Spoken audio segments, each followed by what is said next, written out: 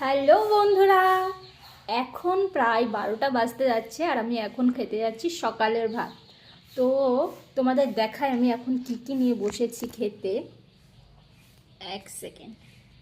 এই যে রসুন ভাজা, আমি রসুন ভাজা খুব পছন্দ করি। আমি মাকে বলেছিলাম একটু রসুন ভেজে দাও। এগুলো হচ্ছে কচি কচি লঙ্কা, এতে ঝাল হয় না বললেই চলে। তো এই হচ্ছে রসুন ভাজা, ব্যাক ক্যামেরা করে দিই।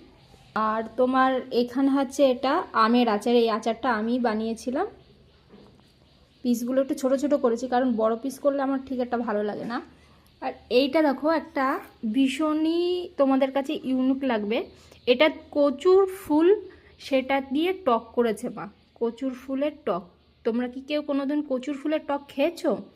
যদি না খেয়ে থাকো কমেন্ট সেকশানে জানিও। যদি রেসিপি চাও তো তোমাদের জন্য আলাদা করে ভিডিও করব।